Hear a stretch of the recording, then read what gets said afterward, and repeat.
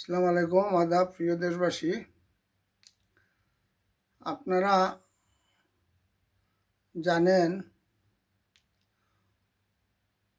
রুমিন ফারহানা উনি সাবেক এমপি বিএনপির।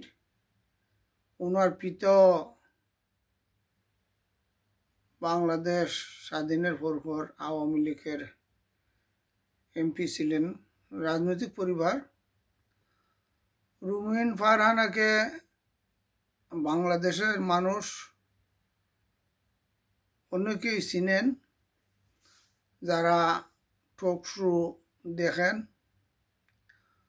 বিগত প্রায় 15-16 বছর রুমিন ফারহানা আওয়ামী লীগের বিরুদ্ধে অনেক সমালোচনা করেছেন টক শোতে।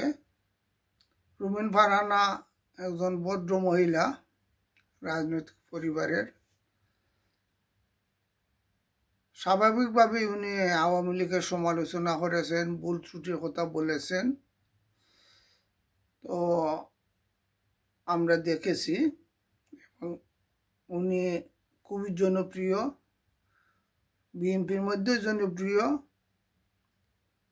বাংলাদেশের জনগণের মধ্যে যারা টক শো দেখেছেন তাদের কাছে জনপ্রিয়। ওনার কথাবার্তা, যুক্তিতর্ক এগুলা ভালো লাগতো।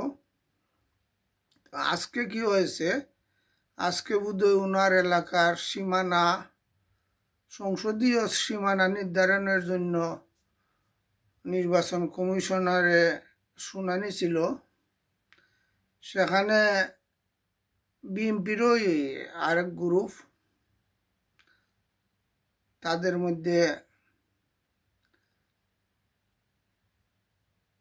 তর্ক বিতর্ক হয় রুমিন ফারহানার লোকের সঙ্গে। এক পর্যায়ে রুমিন ফারহানাকে ধাক্কা মারে বিএনপির লোক। এটা আসলে একজন মহিলাকে ধাক্কা মারা উচিত হয় নাই। যাই হোক, এই যে আমাদের বিগত রাজনৈতিক দলগুলা, বিএনপি বলেন, আওয়ামী লীগই বলেন, গঠনমূলক সমালোচনা করলেই আর এই দলে রাজনৈতিক লোকগুলা থাকতে পারে না। অন্যায় করে বললে এটা দলের জন্য মহা সমস্যা। দলের লোকে যদি কোনো অন্যায় করে সন্ত্রাসী করে, সাদাবাজি করে,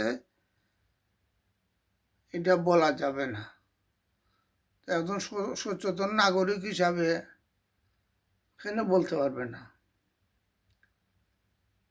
এক কথা, এই শুধু বিএনপি না, আওয়ামী লীগ সহ এই দলগুলার এখনো সময় আছে। গণতান্ত্রিকভাবে তারা দল চালাক, নেতাদের পরিবর্তন হোক 5 বছর পর পর। যুগ যুগ ধরে এক নেতা থাকবে, এগুলা গণতন্ত্র নাই। গণতন্ত্র নিয়ম হইল নেতার পরিবর্তন হবে। যাই হোক, আজকে রুমিন ফারহানার সঙ্গে যে আচরণ যে বা যারা করেছে, এটা আসলে ভালো করে নাই, এটা নিন্দনীয় আমি মনে করি। সত্য কথা বলার সুযোগ থাকতে হবে প্রত্যেকটা দলে, এটাই গণতন্ত্রের নিয়ম। আগামী নির্বাচনে আমরা চাই যে কোনো দলের যারা নির্বাচন করবে তারা ভালো লোক আসুক এবং দেশকে ভালোভাবে পরিচালনা করুক।